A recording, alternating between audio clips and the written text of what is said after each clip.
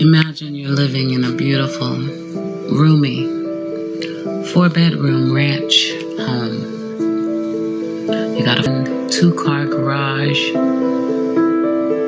with an extra garage in the back. A fireplace, laundry room, a bar, a recreation room. More than enough space for a family. Now, on a beautiful winter's day, at least it started out beautiful, there were 2 little boys home alone with their mom and dad. The boys are Orrin and Orson West. Their adoptive parents, Jacqueline and Giselle West. The story goes that Jacqueline was busy inside this home, wrapping gifts, and the boys were with Giselle outside on the back patio. They were allowed to play with the dog while he was bringing firewood into the house. Now I'm telling this story like it was told to us. For anybody who's going, yeah, no, that didn't happen. I know. But this is what they said. He's out there getting firewood from the big area next to his home that you saw in the video here. She's inside that beautiful home wrapping gifts, and there was nowhere for those kids to run around in that big old 4-bedroom house. So they had him outside on that back porch. And he turns his back in some direction. I love the layout of this house. I love it. And the boys are gone without a trace. This tour was this area right here that leads to the back patio. That all happened on December 21st, on the back patio. Well, there's this room 2020. And this room she used for like a sitting area. And the boys are still missing.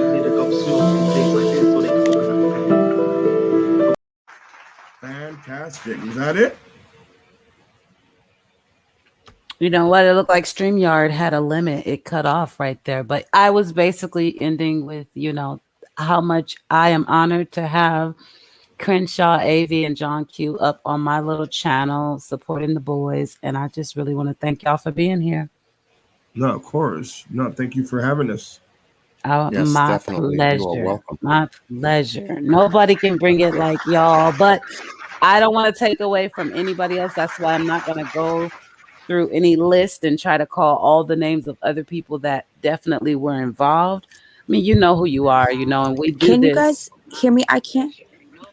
Yeah, we hear you. Yeah. I heard you right now. I did too. There's an echo. Let me see. It's probably my screen share. That was Crensshaw's. Let me see. Oops. Okay, I took that off. Wait, where'd she go? She dropped off.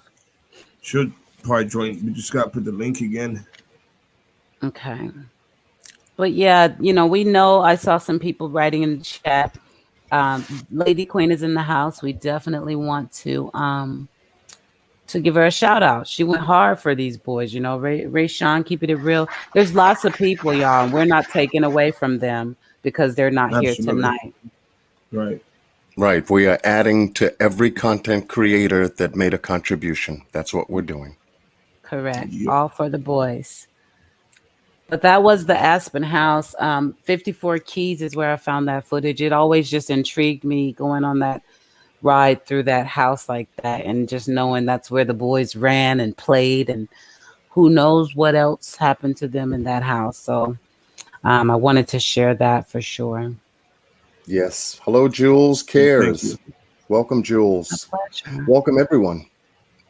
John, you can put your screen share up whenever you're ready. Okay. Yes. Welcome, everyone who's decided to join us tonight for a special live regarding Classic and Sincere. Thank you so much for that piece, Miss Q. My Welcome pleasure. back, Miss Crenshaw.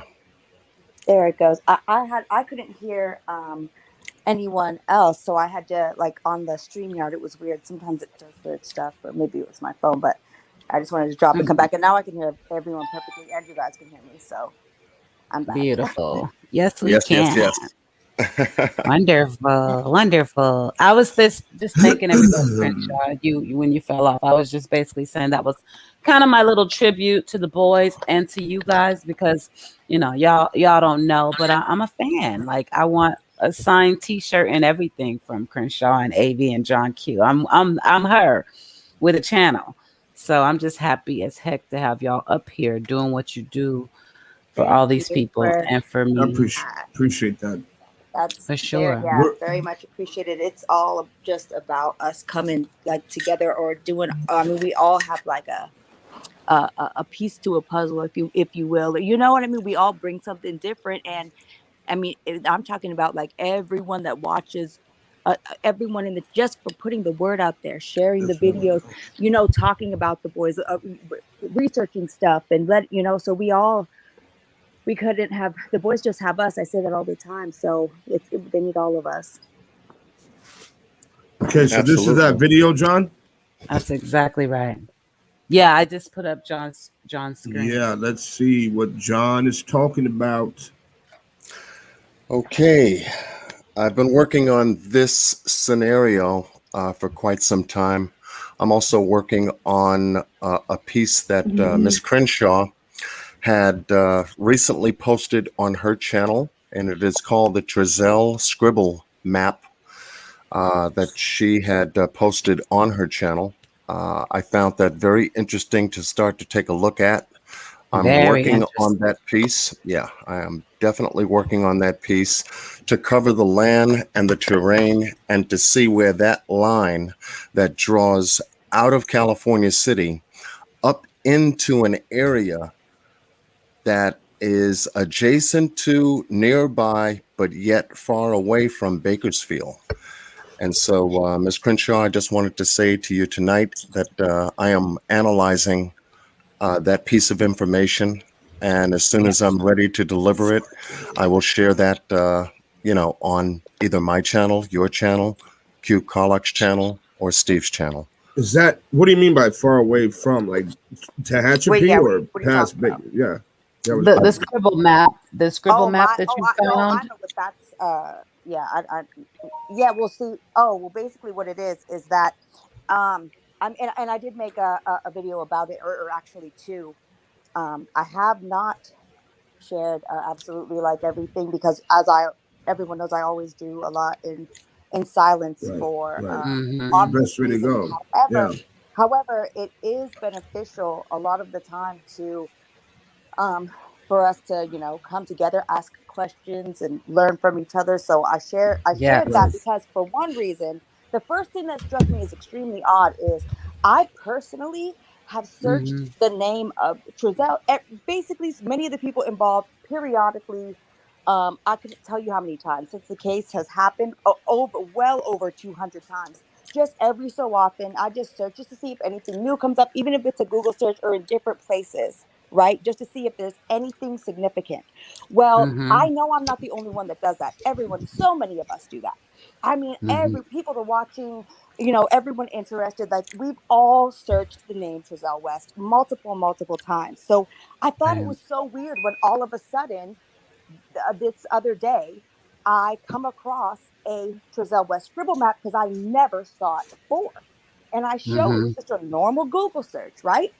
So so I didn't understand where how it was just, it couldn't have possibly been just overlooked, is what I was thinking, by everyone. But however it became public, we probably, well, I'm trying to work on figuring all of that out too, but it was bizarre.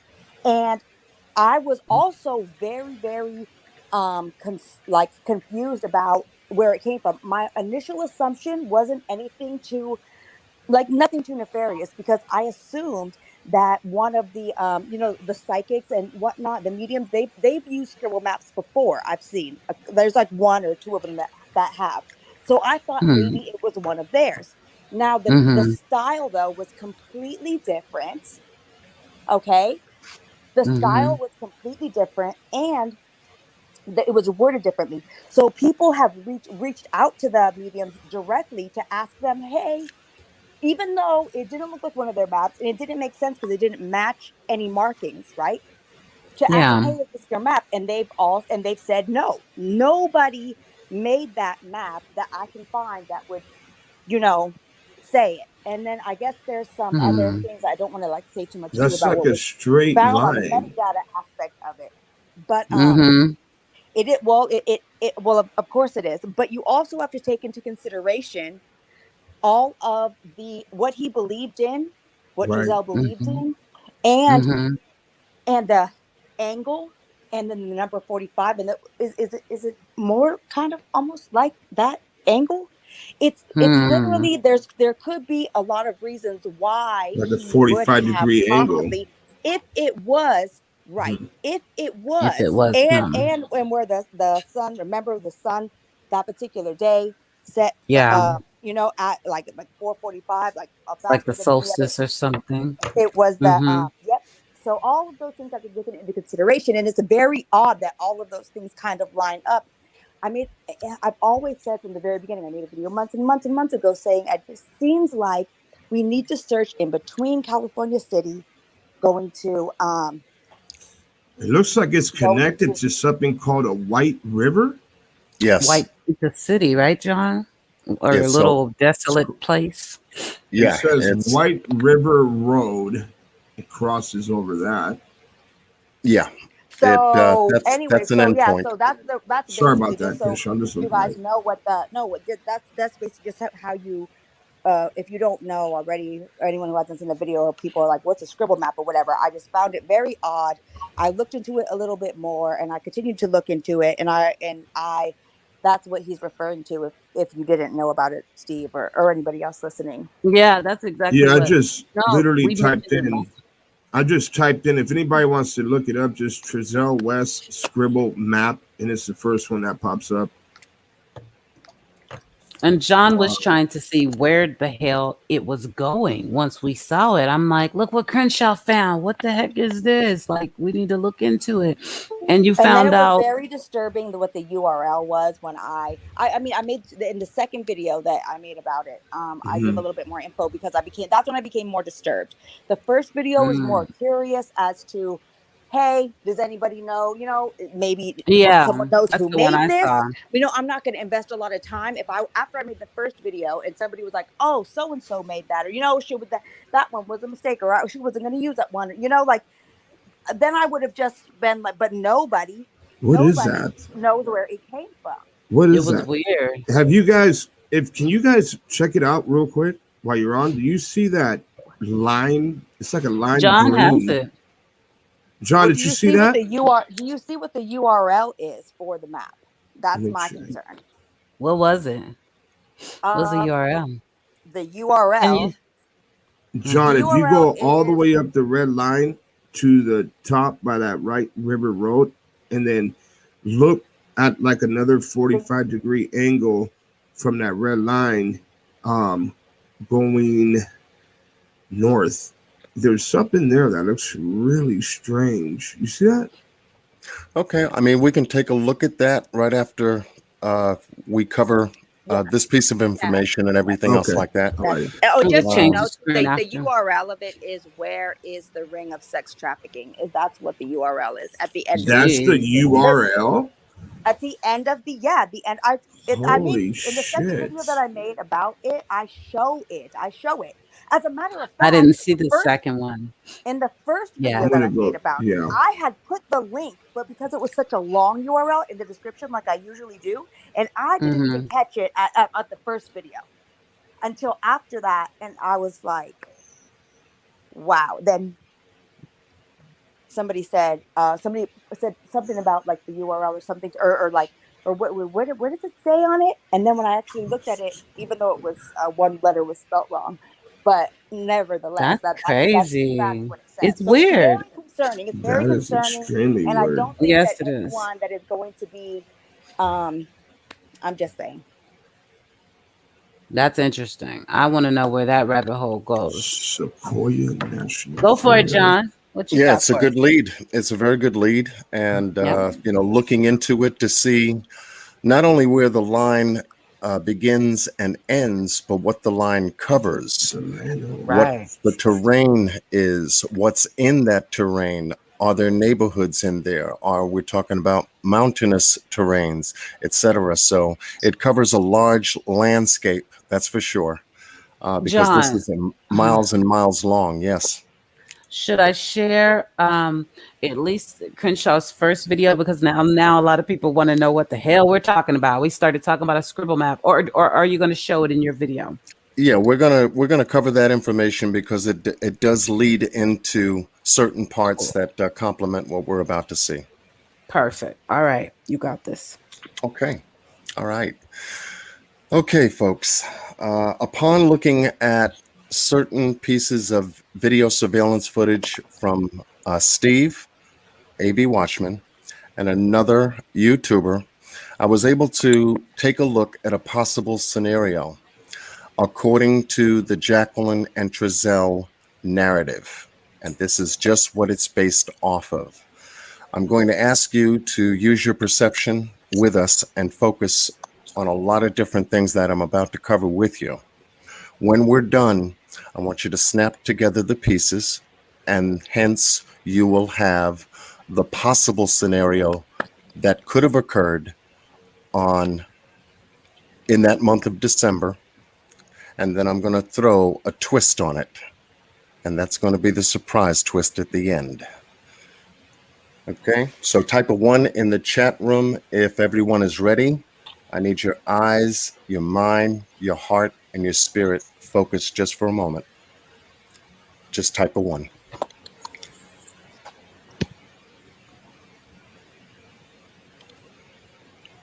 And while y'all are typing that one, no, we haven't shown the map Crenshaw found just yet, but we are. That was like a big part of the reason, we were here, and we wanted her here too, because she found it, and we wanted to know how the hell she did that and what does it mean. So we're not done with that at all.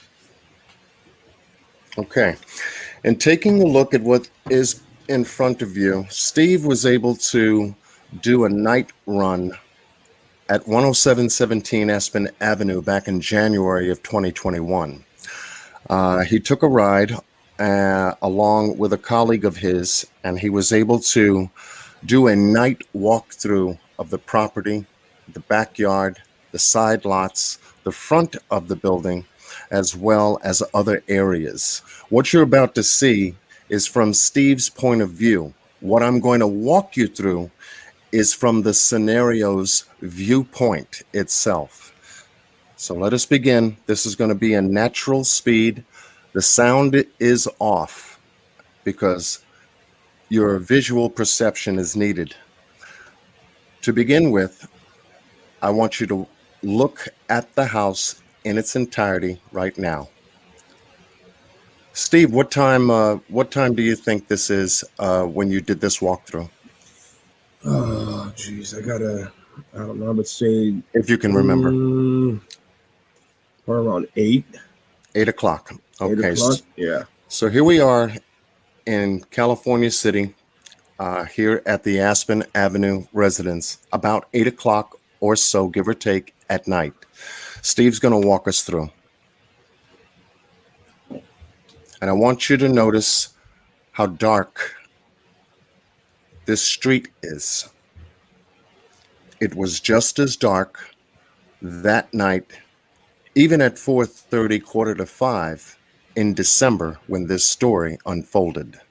The front of the house, the garage to the left. We can't see the video. There it is.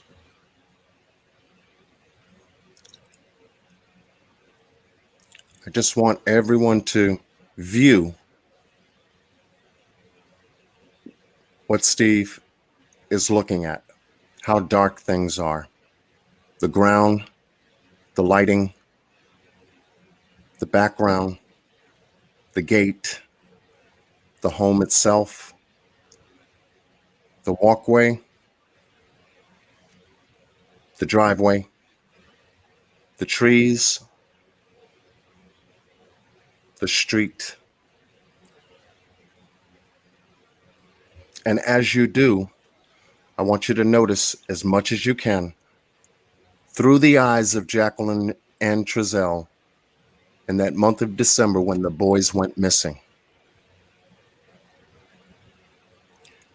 Steve is in the front of the house now, reconning, landscaping, with a high beam LED flashlight, along with his colleague.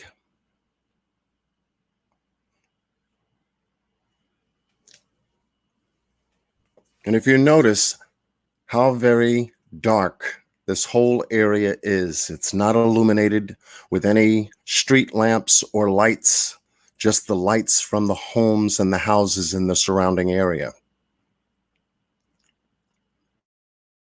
Yep, pitch black. And so I want you to keep in mind, if someone were to be out there at night in the lighting that you see before you, it could be used in some way, shape, or form to give cover.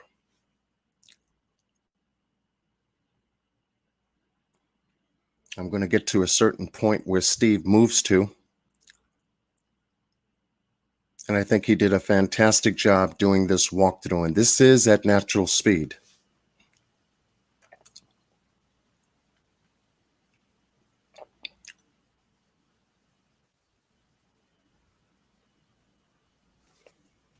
Yeah, it's creepy.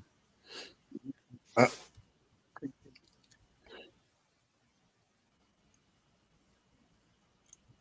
just going to knock out this commercial here. So just bear with me. Mm-hmm. I've always got to. Oh, absolutely. Rose here. Is Ro in the chat?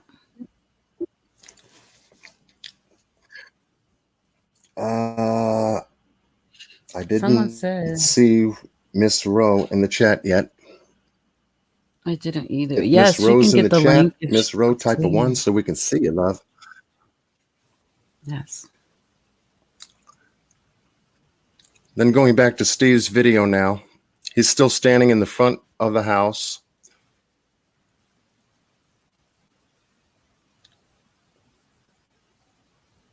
Yes, Ro's here. Is she? Okay. I'm just going to. Of course, Ro. Yeah, I'm just going to pause that momentarily. Okay. Let's get Ro up here. Come on, baby. Oh, shoot. I should have brought drinks up in here. It's a party now. It BYOB? Did anybody? Crenshaw, what you sipping on? Oh, I probably need a drink, but nothing right now. I swear. It's Monday tomorrow. Okay. We should all take a shot. Yeah, Brenda D. How would somebody know that the kids were going out? That's the whole thing. It's just like the summer wells. The timing would have had to been so perfect for them to grab two babies, not one, but two. I don't know. I don't think it is possible. Mm-hmm. Ro's in the house. I can't let Ro come with no introduction, y'all, but I suck at introductions. Crenshaw, can you hear me? Mm-hmm. Ro's in the house. I can't let Ro come with no introduction, y'all, but I suck at introductions. Crenshaw, can you hear me? I can hear you. This is my. Go ahead, no, Crenshaw. that was my. I think that was my. Light it up. I'm using StreamYard on my phone, and I probably should do it on my iPad because if I click anything, if I like else on my phone, I think it's just like automatically knocking me off or something. So you're good. I'm just gonna do a little bit of delegating here because all I know is that Ro is one of the sweetest, strongest people I have ever met. She is family to the boys, and she has been boots on the ground the entire time. Through all the backlash or whatever came her way, she kept a gentle, peaceful spirit for these boys. So that's all I know, and it's a beautiful thing. But Crenshaw, if you would please introduce Ro and just tell everybody a little something and bring her on. You want me to introduce Roro? I do, please. Okay. Oh yeah, sure. Well, I mean, I don't know. I mean, I don't have enough to say about Roro. Then she inspires me from the day that I met her to be a nicer person, to be a more caring individual, to be someone who is always positive, even when everything is negative around you. She's just like a ray of light for everyone around her. I don't know how I would get through half of the things that we've had to deal with this case without having her to, to lean on with this. And she's just so inspiring in so many ways. She's became my family at this point, and so many other people, and I'm just so glad, at least with all of this we've had to go through, and no matter what happens, that I've met such a beautiful like soul in her. So yeah, that's Ro. Beautiful. Beautiful. That is Ro. It really is. Yes, indeed. Yes, indeed. Ro's in the house. Hi, sweetheart. Hi everybody. I've been watching a little Hello. bit, and first I want to thank Q Corlock for having this live with all the YouTubers that's been on this case for since day one, and I thank you all in the My chat and pleasure. everybody who's been supporting the boys. Sincere and Classic, Oren and Orson. I say Oren and Orson because that's what the adoptive parents, named them, and that's what was put out when they became missing. And so I'm gonna always say Oren and Orson, but we know him as Sincere and Classic. But and I want to thank Crenshaw. Thank you for them kind words, and you've been by my side. I mean almost every day, with whether we see each other out here doing what we do, or whether we're talking in our chat, researching. And I thank you and the group for doing what you guys are doing behind the scene, because it's a lot, man. And my family and the other Bao family, I mean, I'm pretty sure that they appreciate you all for going hard for the boys, just like yeah, I mean, how me and my family appreciate you guys. It's been tough, Thank you, John Q and AV, for everything, and all the You're other welcome, love. YouTubers out Thank there you, doing bro. their thing. I mean, it's been tough, you know what I mean, and it's been a journey. It's been, an emotional roller coaster ride, and just sleepless nights, and always thinking, trying to balance, this what's going on with the boys to what's going on in life, period. And trying to stay humble and positive and keeping our hopes alive. We've heard the good and the bad, so I mean it's a lot that you know that has been against us. And right now, I mean, first I want to clear up a few things. The tip line, BPD has they're the lead investigators of the case now. So just call that tip on the 661, the 322-4040. I mean, that's the best, number to call if you guys are gonna even call a tip line. Cal City, I mean, I had people tell me that they're not taking no tips and this and that. So we don't want you guys to waste your time going that route. Just call the BPD. And then it's been 8 months. What's that number again? Let me see. Is that the one I Um, got on this? Yeah, so the 70, the Cal City number. I mean, I don't. I mean, in my opinion, I say don't call them because they're not. I mean, I had people call them. A few Okay. months ago after the BPD took lead, and they said that the way they responded to them, and just it wasn't. They didn't want to take. They're not taking the tips no more. They were going to tell you to call BPD or whatever. So that's Got just it. one thing.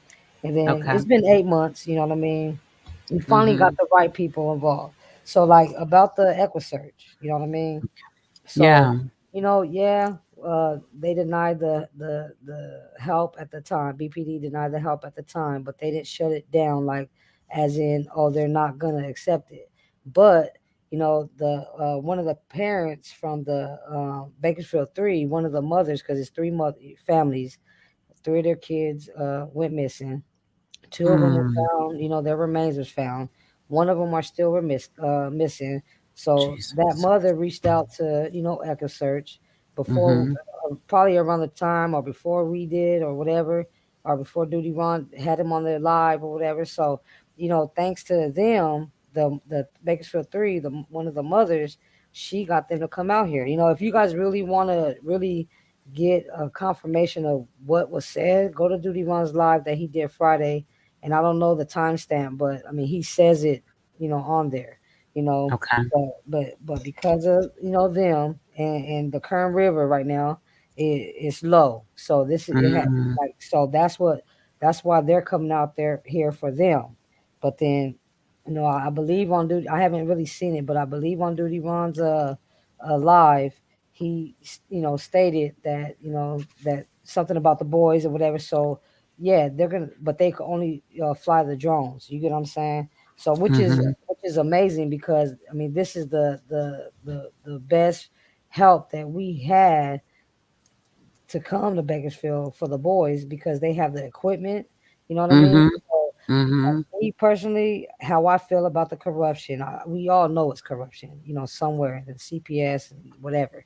But Yeah. I'm gonna put my pride aside, because I don't want to mess up anything for the boys. You feel me? Like Right. seriously. And, Right. and, Right. and I would ask everybody to do the same, especially when it comes to, I mean, because let's just let EquiSearch do their part. You know what I mean? Let's see Definitely. what they come up with. You know what I mean?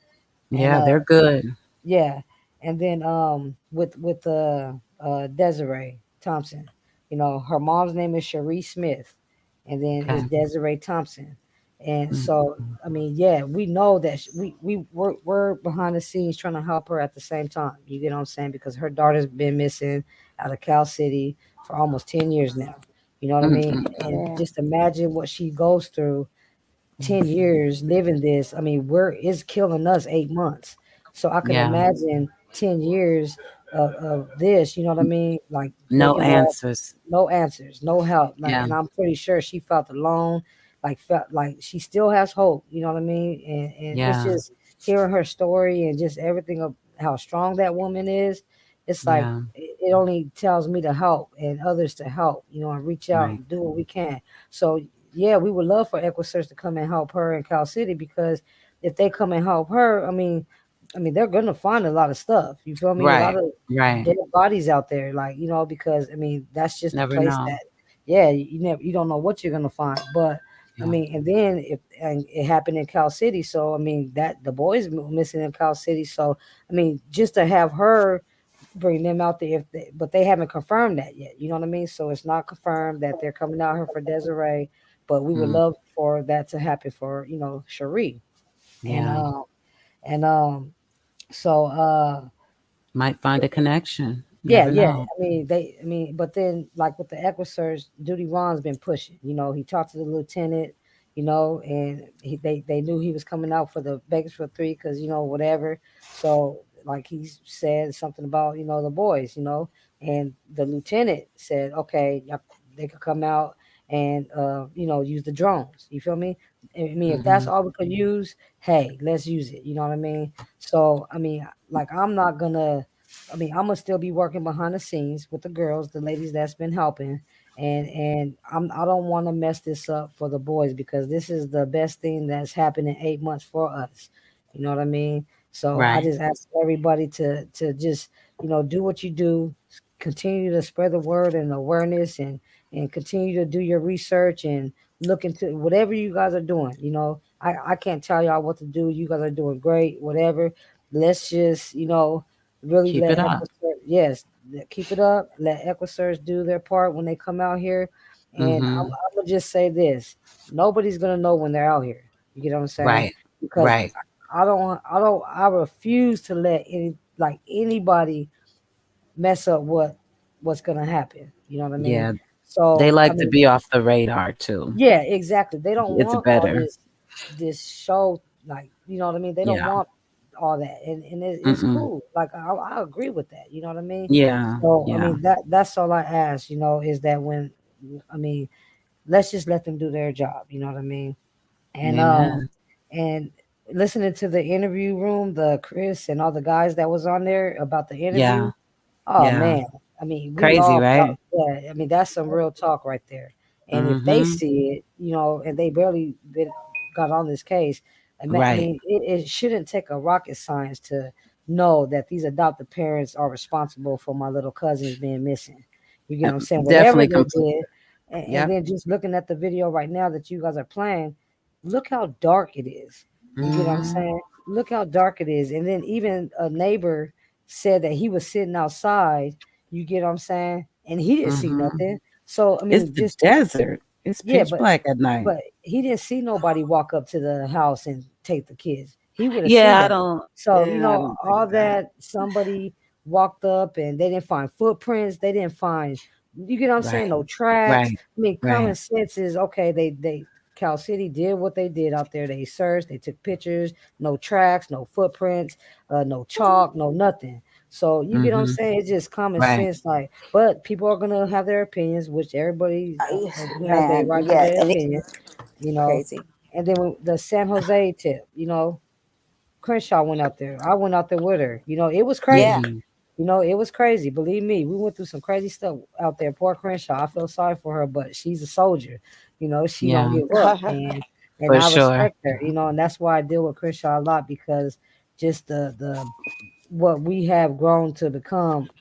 As in her being by our side, and Yeah. things like that. And she's a Yeah. soldier, and she's really be investigating. Like she's gonna be a private investigator by the end of this. You know what I mean? Beautiful. So Beautiful. I mean, I just respect Crenshaw, and and then there's other tips that were that came to us, that we every tip that came to us, we went and checked out. We went, you know what I mean? Yeah, and Every tip. yeah, there's not a door I haven't knocked on. Yeah. Um, So it's like you know, we're doing our part, like, and there's only so much we could do because we're not the law enforcement. We can't look at surveillance camera. We can't, but we could let them know what tip and all that. So, we do Right. our part in sending them the information. Now we just have to trust that they do their part. You know what I mean? So I Right. mean, it's a lot, y'all. But I'm gonna tell y'all like this. I mean, behind the scenes, I mean, this case is not going cold. I'm gonna tell you that now. It's not going cold. Beautiful. As long as I'm breathing, as long as the girls that are helping us breathe in, and I mean, we're gonna keep going until we get answers. Until we find the boys, until we get Yes. justice, and until whoever involved is held accountable. Right. And I Yep. pray that they get put in jail and don't get out. You know what I mean? Because and then again with the CPS, that's a whole nother fight. You know what I mean? It's a lot of Yeah. families that I spoke with that's going through this stuff right now. It's a lot. I mean, I got people who tells me their stories, and it just seems like CPS. This is just what they do. They rip families apart. It's a business. It's money. You know what I mean? So they don't care. Somebody just told me today that the lady just they took her kids. So she was pregnant again. So she had an attorney. She signed her rights over to her family member, and CPS still took her kids. So I mean, that just tells y'all that they want these kids regardless, and that's a whole nother fight though. And don't worry about it because it's gonna, we're gonna take care of that. But first, we gotta find the boys. I didn't see y'all on no cameras last night. I didn't even see y'all out here praying with them people. Them people was out here praying for my nephew. And where was y'all at? Where was y'all at? Y'all was supposed to take care of my nephew. Not this that's supposed to happen. Y'all was supposed to take care of my nephew. You act like you don't understand. You're too calm for me. You're too calm for me. Okay, going through it, you act like you don't care. I'm just telling the truth. I'm sorry if I'm coming at you the wrong way, but you act like you don't care. From the first jump, the kids came up missing. How? Where are they? Do you guys think of that? Where they at night while y'all sleep? You don't sleep? You should have been out here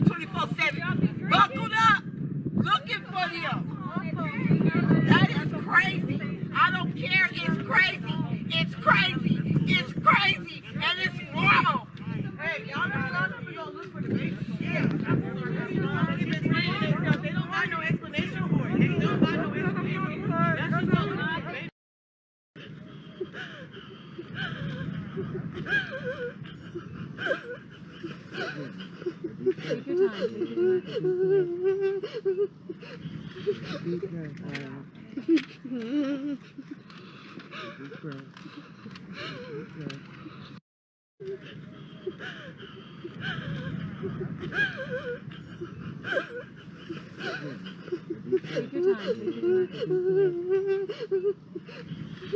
your time.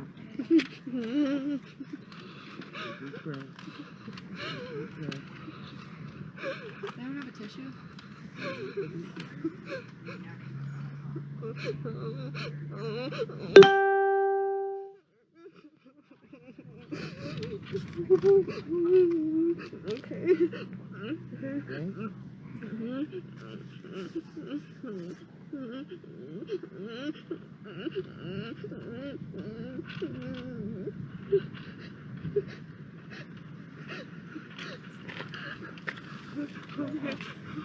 Take your time.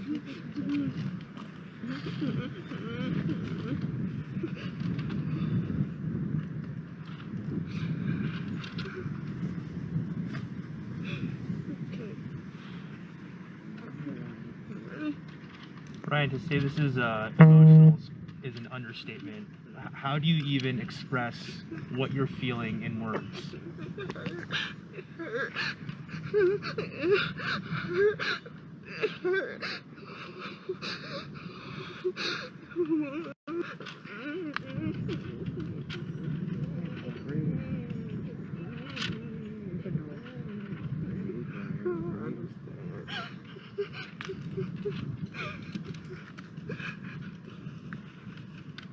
It hurts.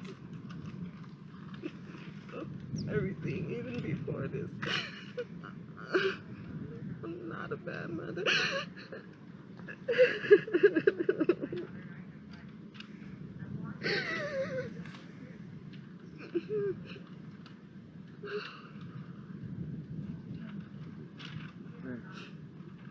It just hurt. What did the parents tell you? They said that she said she was wrapping gifts and she let my 2 kids out in the backyard because she didn't want them to see the gifts. But you didn't let the other kids out. Where were the other kids? Why my 2 just go back there? At night, she said it was dark. And it's cold right now, so I know it was cold then. So I don't believe it. So when did she tell you this? Where were you when she told you this? I just came here 45 minutes when nobody was here. 45 minutes to an hour, and we knocked on the door. And it took them a minute to come, and he came out. And he want to say he's sorry and all that. I just don't feel in my heart that it's something. They're not. Do you have a relationship with these parents? I don't know them. I don't know them. And I know I told them my last visit, in the visits prior to that, I said, when these kids used to be with her, they were fatter. My kids are skinny. They used to cry when they picked them up, like at the end of the visit.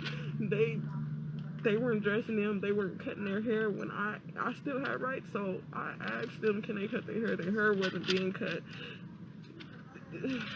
I know my kids, and they was not happy with them.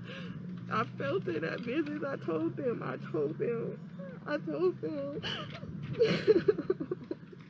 So you've been visiting the family? No, my kids at visits, they were with her, but they switched it to them, and they didn't even barely want to talk to me at visits. They didn't really want to let me. I'm like, can I please it? I'm not a bad mother. It was a mishap of what happened. Can y'all just let me still be in their life? They denied Christmas gifts and everything from me and my mother. They were adopted in 2019, right? Do you know? I don't know. I didn't know anything after the last court date. I didn't know anything. Ryan, going back to your interaction with the foster parents, anyone looking at you could tell you're clearly devastated. When they're telling you this, what kind of sense did you get? Any emotion on their end? On her, she's too nonchalant, and on him, he's trying to plead to me and say sorry, but I just feel fake. And you saw the police cars out here investigating. Yes, I saw that through the AV news yesterday. It goes to say that a mother has the best intuition of her kids. What do you think happened? They did something. I feel like they did something and they know something. They did something. And I feel my kids is somewhere around here. I feel it. And I feel like they're in the house. And I feel like they did something. I really do. So did they tell you they called police for the missing children, or did someone else call? The news said that they reported them missing. That barely gets going on at 9 something, and they were missing at 5. So what were you doing for 4 hours? Were you looking for them, or you what? Dave, she said, and seeing everybody out here really looking and helping out really means a lot. That word "really" is a comparison word.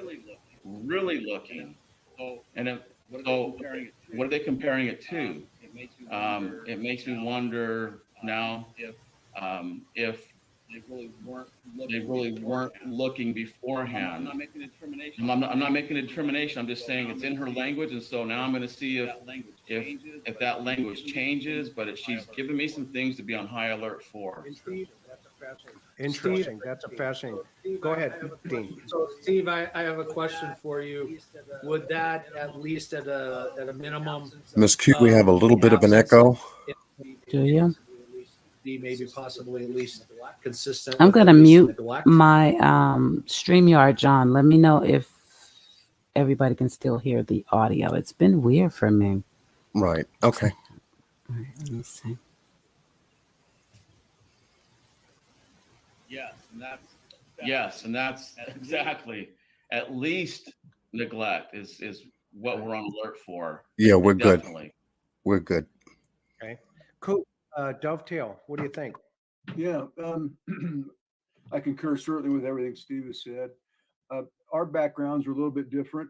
Steve is an expert in this area.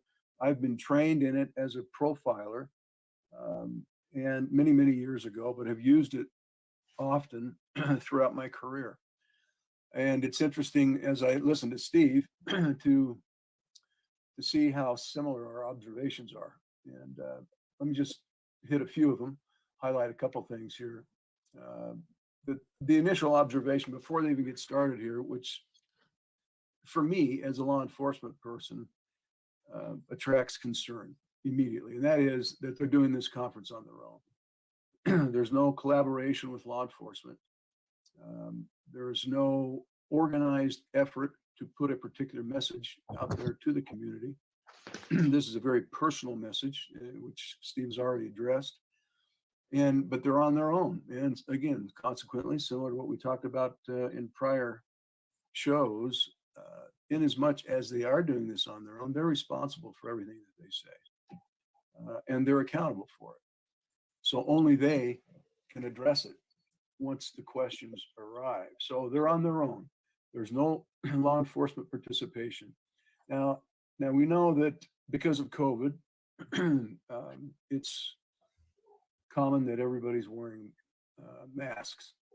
And so there's a good health reason for it. At the same time, I'm just going to make an observation. It's awfully convenient, very convenient, that they're able to wear these masks. And outside of the practical aspects of it, it's not very practical in this setting because it doesn't allow them to be human and humanized. It doesn't allow them to express and show an expression, facially expression, or express their sentiments, their emotions. In fact, it allows them to hide behind that mask. And it gives them a sense of protection. It's a protective mask, all right, not only from COVID, but it's also protective from inadvertently revealing certain expressions of sentiment and emotion, or the lack thereof. And as Steve has mentioned, the primary concern here isn't even for the children at this point. Their statement was, and I thought the preceding question was an excellent question, asked by the interviewer when he says, "What is the mother's priority?" Well, here's the perfect opportunity for a mother, that motherly instinct, if you will, or at least whether it's adoptive or not, whether you have an adoptive mother or not, we're looking for some emotion, some level of emotional attachment with those children. And there's no expression there whatsoever. In fact, they never even refer to the boys in this first statement. They don't refer to them by name. And so these are red flags, I think, that pop up immediately. Okay, perfect. Steve, where do we go from here? Let's go to, she's asked, or the interviewer asked a question, and then mom says a couple little words, and so just before dad starts speaking, let's stop right there because it's just a small little point right there. Ask the question, let her mom speak. So tell us what happened the night the kids Okay. from our yard. Okay, perfect. The interviewer asked a very specific question. It's very pertinent. Tell us what happened the night the kids went missing. Now, I'm just gonna armchair quarterback the question. I wish it wasn't so pointed. I wish it was left more open. Just tell us what happened, because that we might get a lot more information out of them, but we still get good information nevertheless. It's interesting. She said to the question, what happened the night the kids went missing? She specified from our yard, and it creates a question in my mind. Why is she so specific about from our yard? Out of all the things she could say, I mean, think about the things that she could say and that she didn't say.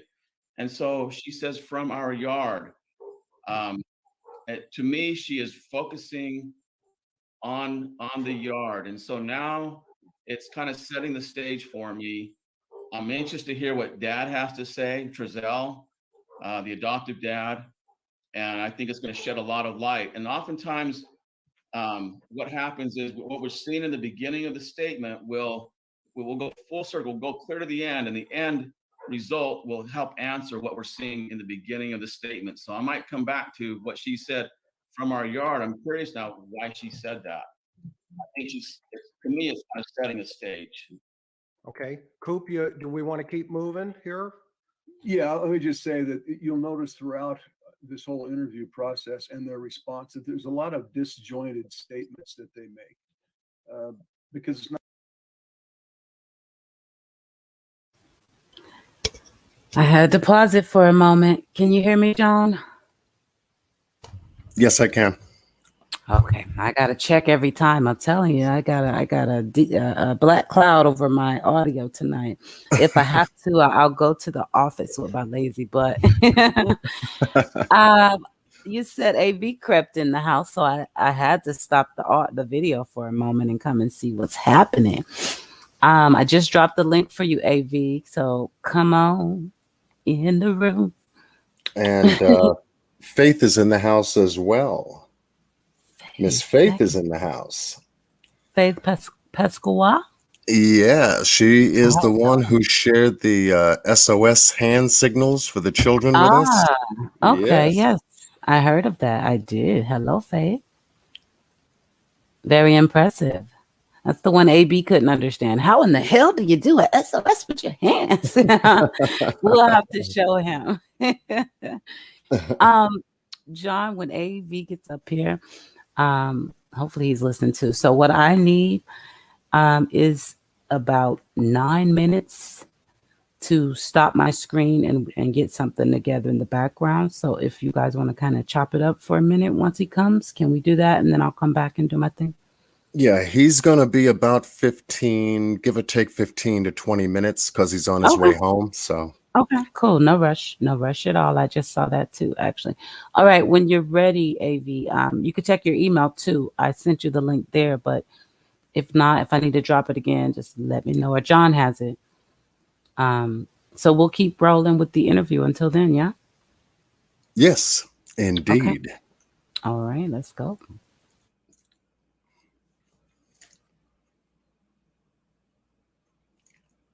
not very well thought out, frankly, and they're not very well prepared for it.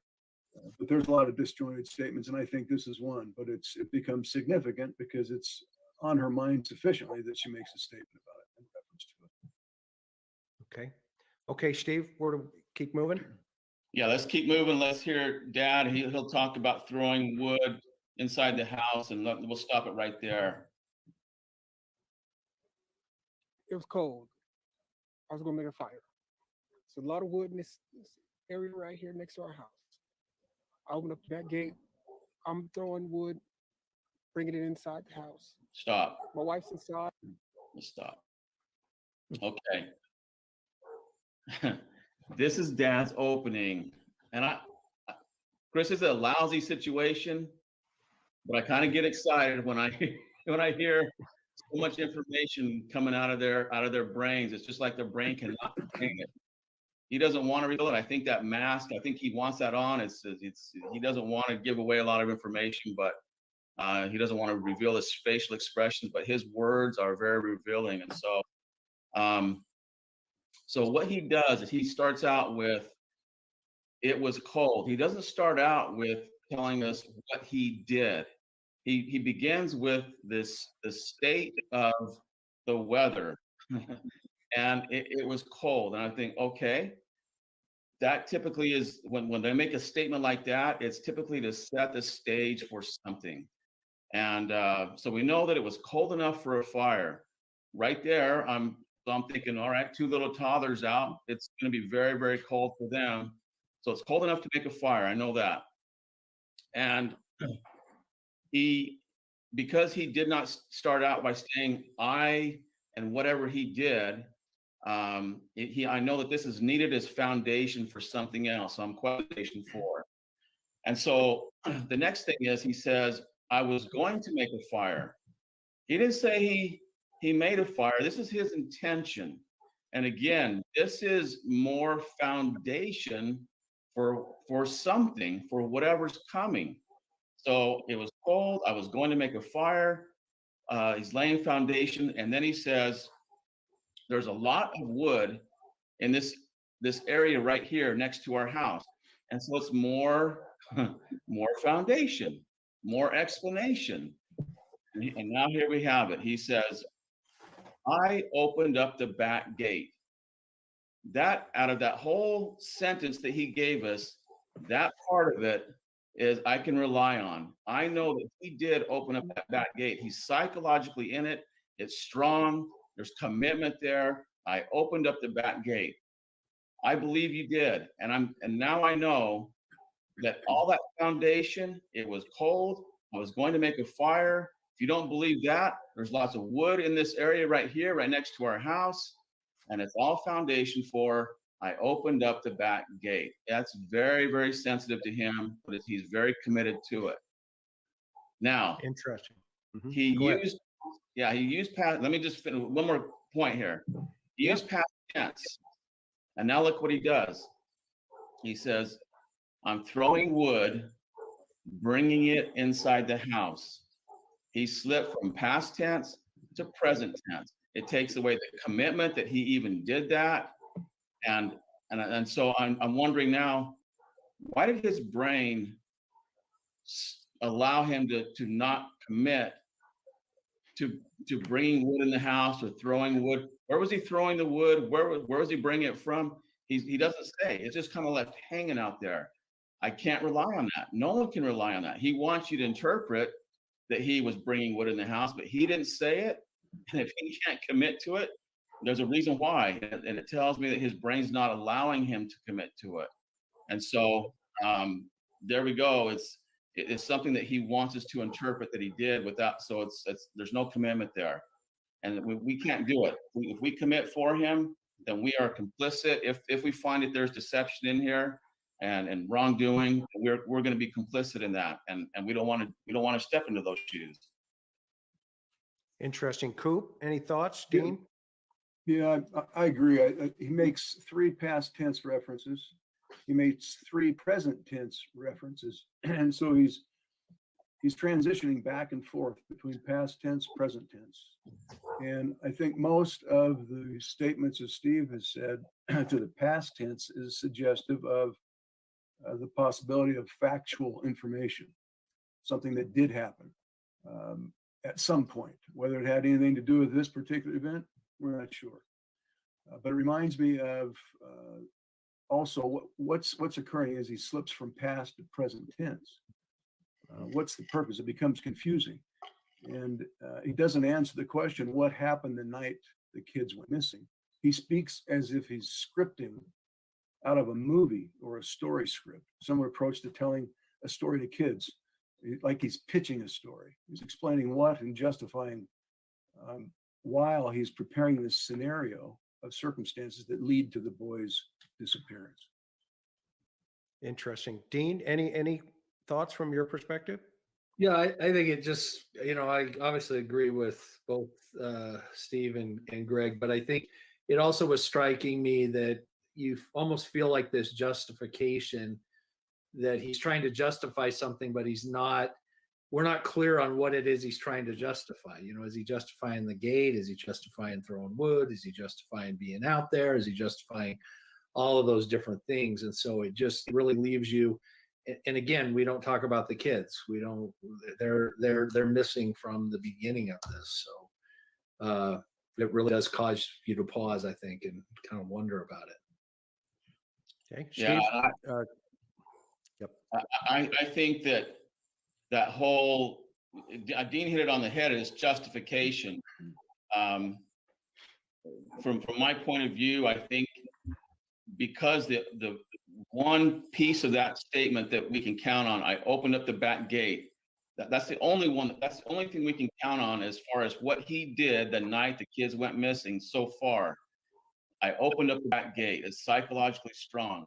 And I think that's what all the justification we're seeing is for. He's justifying opening up that back gate. My question is now, why is that gate so important? Why does his brain have to justify it? I mean, we open a gate, so what? We don't have to justify it unless something happened that shouldn't have happened, that he knows shouldn't have happened. Then you have to justify it. And I think that's where it is that opening the back gate.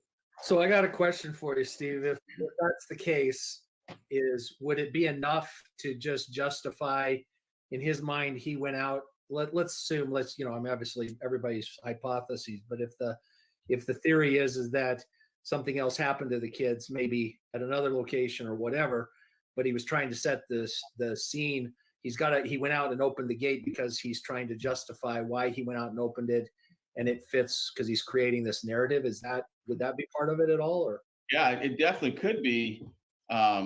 We don't know if it's that something happened to the kids somewhere else, or they're at the home, or inside the backyard, or inside the house, or the gate was open so someone else could come take them, or someone else did come take them, and he had nothing to do with it, but he feels bad because he left the gate open, and so we're hearing that in his language. Those are all possibilities.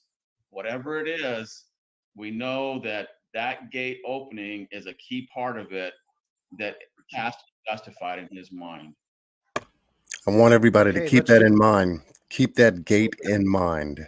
That plays a very important part in tonight's live. Outside, and the chalk in the back patio. Just stop right Not there. let them go. Okay. So he says, my wife's inside. She was actually wrapping gifts. Okay.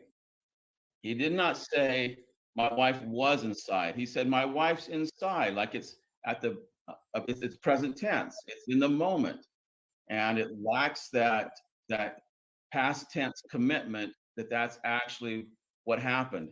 And that word actually, he uses it, and I'm kind of parroting the word actually. Actually is a comparative word. It means that there's an alternative thought in his mind, that actually wrapping gifts or something else. And so he's comparing that as he speaks to her doing something else. None of us should accept the fact that she was wrapping gifts, because he wasn't fully committed to that, or using the present tense. And so now here's the thing. That whole thing right there, that whole statement, my wife was inside, she was actually wrapping gifts. And then he says, so we thought it was a good idea that they, our youngest two, go outside and play with chalk on the back patio. That first little bit, my wife's inside, she was actually wrapping gifts. That is a reason why, it's a justification for them to think that their kids should go outside and play with chalk on the back patio. Notice he hasn't said that they did go outside and play with chalk. He hasn't said that yet. And this idea of them going out and playing with chalk on the back patio is, he feels such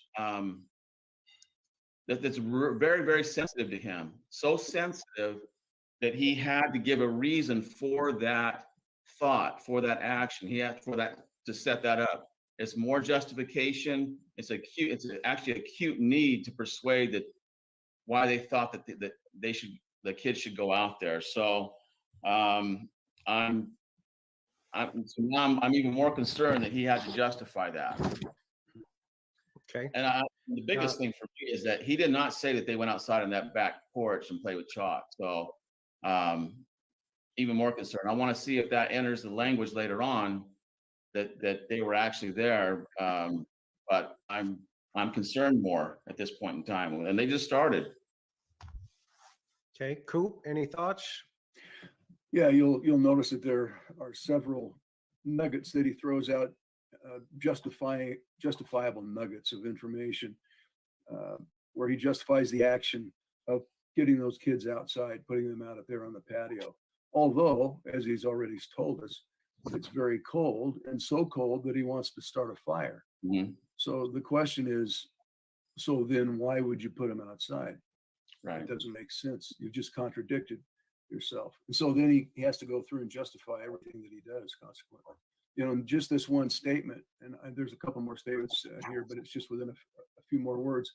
There are 5 present tense references, 7 past tense references, 12 transitions from past to present, past to present.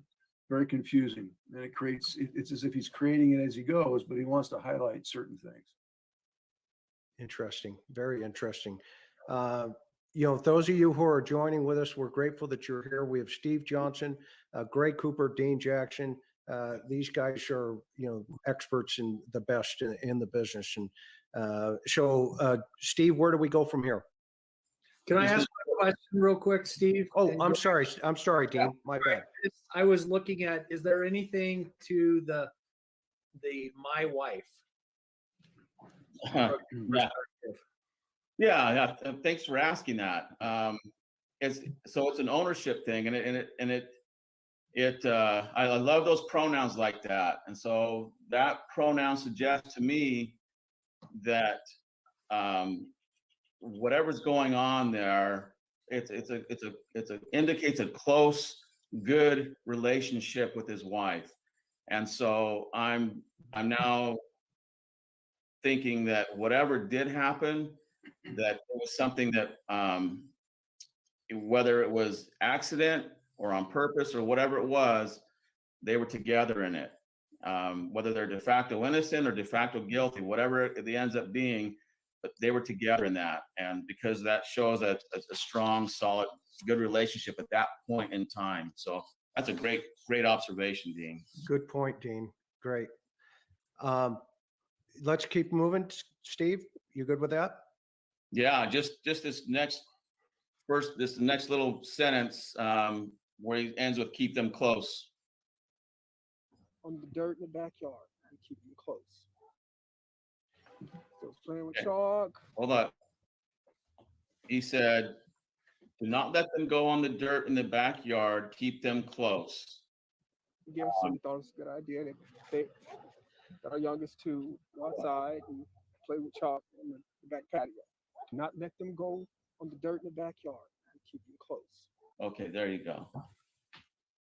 So this is what we call a passive imperative. Meaning we don't know where that came from. Do not let them go on the dirt in the backyard. Keep them close.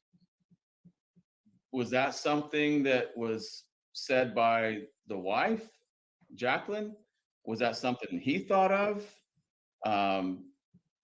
We don't know. It's passive. There's no responsibility or identity to who said it or thought it or whatever it was. So there's no commitment to this, none at all, and it's just kind of dangling out there with nothing attached to it. And so again, it's there's this lack of commitment, which seems to be a theme with him. No commitment to what he's saying. Yeah, from my perspective, that reference suggests also that it's kind of a disjointed comment. He's realizing that his explanation of putting them out on the patio is questionable. Because he's contradicted himself. It's too cold, but not cold enough, evidently, to put him out on the patio, even though he wants to start a fire. And so now he interjects, by the way, oh yeah, we really are responsible parents because we don't let them go out on the dirt in the backyard. We keep them close. It's almost an afterthought, like, wait a second, that didn't sound too good to begin with, so I've got to now underscore it. That's an interesting Greg, what do you think about the introduction there where he also now brings in that there are other kids? Because he says the youngest, so it's to reinforce, I guess, your point.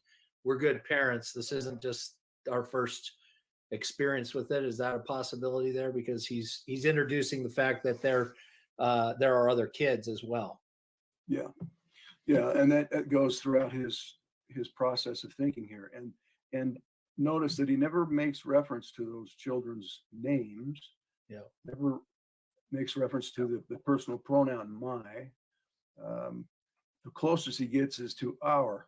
He says, yes, our. But it's almost an after that. Yeah. So in a big picture, when they're not possessing, to that point, right? What does that ring inside of you in terms of behaviorally? And we'll start with Coop and then Steve, kind of dovetail into it. Yeah, to us, it suggests a lack of attachment. They've detached emotionally. It's occurred after or during, or they never had the attachment to begin with. There was some other reason and purpose for the relationship. Yeah, I agree 100%. That is definitely a detachment, and it brings me back to what I saw earlier, and I questioned in Jacqueline's comments. Was that attachment ever there? Is that why I'm not hearing it? Because it was never there. And Greg and Dean, you've made great observations with their portrayal of themselves as good parents. You know what? Good parents are too tired to tell the world that they're good parents. We don't do that. And so just the fact that they are portraying themselves as good parents is very alarming. We see that time after time after time in all these thousands of cases that we've looked at. When a person starts portraying themselves as a good mom, a good dad, a good parents, a good guy, it's usually because in the back of their mind they know I did something that will suggest to everybody. Everybody will know that I'm not the good guy. I'm not the good parent. We're not good parents, but we need to portray ourselves as such. And it's just something subtle. It's not something cognitive that they're thinking, but they feel it, and they have this. They know they need to rehab themselves, and so that's what they're doing. And so it makes me wonder: is there some other reason for having these kids that they didn't really have an attachment, but there's some other reason for it? And I'm coming back to the neglect thing again. When I hear that, it's becoming stronger for me now, and I'm more alert for this neglect. Yeah, it seems we're focused on presenting a case of good parenting. They're trying to convince the audience here that we're good parents, but Not one time have they referred to those children by name, nor have they referred to them as, look at, they're missing. We're worried. We want them back. We need your help. They're not even trying to enlist the help of the community or the viewers. There's not one reference to the children. It's all about them as partially victims, and them as, oh, by the way, we are good parents, even though we haven't shown it. Right.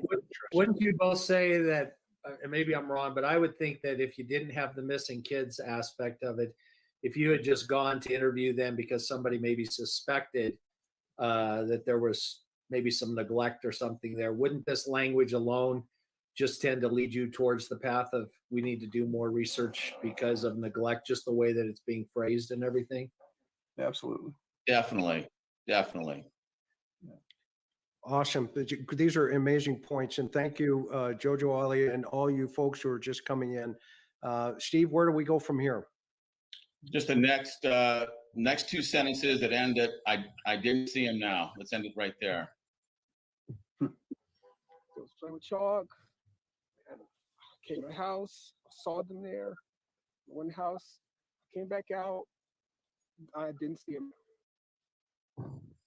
Okay. All right. It just What do you got? there's so much here. More passivity. What I mean by that is there's no responsibility under identity attached to what he's saying. So he says, playing with chalk. He didn't say the kids were playing with chalk. That he didn't. Like Coop said before, he didn't use their names. He's not specific. He didn't see them. He just says playing with chalk. It leaves it open to interpretation, and we're not going to interpret. If he can't say it, we're not going to say it for him. He says playing with chalk, came in the house. Again, more passivity. He's not committing that he came in the house. Where's the pronoun I? He knows how to use it. He's been using it, but here he drops it. And that's psychologically ejecting himself from that statement, from committing that he even came in the house. So no commitment to either one of those things. Now he's psychologically in it when he says, I saw them there. Well, the context is here, playing with chalk, came in the house, I saw them there. It makes me wonder, is he in the house? And if that's where he saw them, maybe that's why I didn't see the commitment prior to this about the kids going outside. Well, I saw this sensitivity, the acute need to explain the justification for why they should be going outside when it's so cold that you need a fire. Why send toddlers out when it's cold? That's asinine. So I'm now on high alert that the kids were actually inside the house. And if something happened to them there at this particular time, that it might have been inside the house, not even outside, which would bring me back to Jacqueline in the beginning when she said from the yard. That's a convincing statement that it was from the yard. She's focused on that. Of course, they're going to focus on wherever they want the public to know, or think that this, whatever happened to the kids happened in the yard. But now I'm on high alert that it was actually in the house if something happened to them. So it doesn't stop there. He says, came in the house, I saw them there, went in the house. Okay, why is he doubling up on the action of going in the house? And notice, he didn't say, I went in the house again, but now that's twice that without commitment, he said, came in the house, went in the house, without adding the pronoun I to it, which is psychological. That makes it psychologically strong when you add the pronoun I. He doesn't have that. So I have these two references, and it's out of order. And let me just tell you that, over the last 31 years that I've been interviewing and looking at statements, I can tell you that people that are telling the truth can recite what happened forwards and backwards in chronological order. There is a strong, there's so much that happens when they speak from experiential memory, and they can recite it, they can remember those things very easily. And this is just a short time after the night they're being questioned about. You can remember these things. And, you know, he gets them out of order. He goes out of order. And I know you guys have experienced the same thing in your interviews. When they cannot remember those things in the chronological order, there's something wrong. And it's okay to say, oh, you know what? I just remembered, and they go back in time and they tell you what they forgot. That's a good sign. That's a sign that they're telling the truth.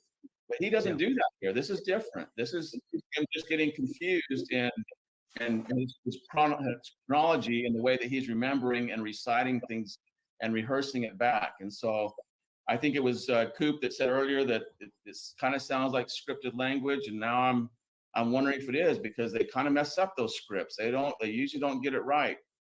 And then he says in that last sentence, he says, I came back out, I didn't see him now. So I know he was in the house. I came back out, I didn't see him now, which he now slips into this present tense. He confuses it with I didn't see him and the word now, which it contradicts each other. It's a past tense slipped with mixed with the present tense, and so his mind cannot keep this straight, and that's very common when someone is scripting or they have any type of deception that they want to portray in their mind. It will come out as confusing, and that's exactly what we're seeing here.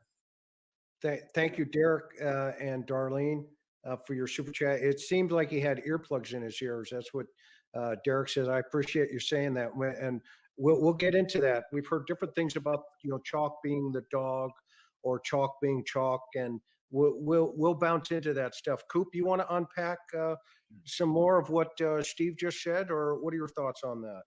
No, the only thing I'd add to that is something we've said before, even previously, but how he ends that statement when he says, I came back out, I didn't see him now. Again, this reference to them, but even less formal to him. I didn't see him now, a slang reference. They're objectified. It's as if they're objects.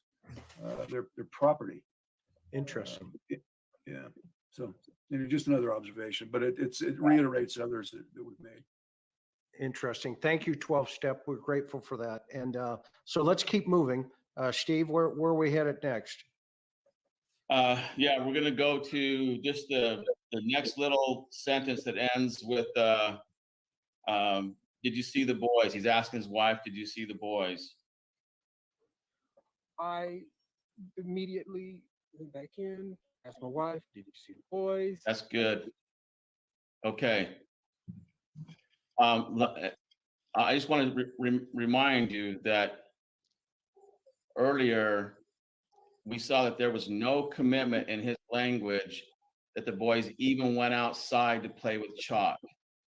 So, I mean, that is, I can't tell you what a big deal that is, that he did not actually say that. She never jumped in and said that the boys were outside playing with chalk. It's a big deal. That, with what we just saw, I mean, that neglect aspect you're looking at, to me, it's kind of cemented in. I think at a bare minimum, we have neglect here, if not more. This sentence here, I immediately went back in, asked my wife, did you see the boys? That word immediately is one of those words that we often see when people are trying to convince us of something. It's not needed. It's not, he doesn't need to say, we're talking about toddlers here. Who would think that you didn't immediately try to find these two toddlers that were missing? I know if I was, let's just say I was babysitting. They're not even my boys or my adopted boys. I'm just babysitting. And I see toddlers.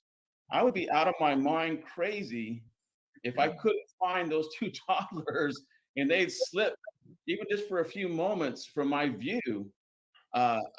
You bet I'd be running around and everything would be immediate. You wouldn't even need to ask me if I immediately did that. So I've seen this word used in hundreds of statements where people are trying to convince us that they did something right away. it's a timing issue. And when timing comes into play, typically the timing has to be just right in order for it to make sense. And because if the timing's off, then in their mind, it's not going to make sense. And so they use this timing. And that's what the word immediately is that a timing thing. Again, we have my wife. That goes back to Dean's point that the relationship is strong with my wife. So whatever's going on here, I have to believe that the wife is in it. And again, this is just he's getting into detail about the conversation between he and his wife. I don't think we need all this detail. Why don't we just get to what happened to the boys and our feelings for our emotion for the boys and what they're experiencing? This is what he's slowing down getting the job done. Why would you have all this conversation? Just tell us what happened. And so when I hear things like that and they're slowing it way down, it's wordy. And the more wordy a person gets, that means that they're employing more emotion, they're employing more persuasion, and it's not good. It's not what I would expect. I wouldn't hear it from a de facto innocent person. And so if I know now from the language and in my personal opinion that there was neglect, and so that's why he's getting so wordy to employ emotion and make people believe, garner that support from the community, everybody that they're talking to. I need to persuade you that I'm a good parent. I did what a good parent does. I asked my wife these things like any good parent would do. This is what she said, and it's all persuasion. And so I'm now very concerned that there was at least a neglect going on at that home. Okay, Coop, any thoughts? Well,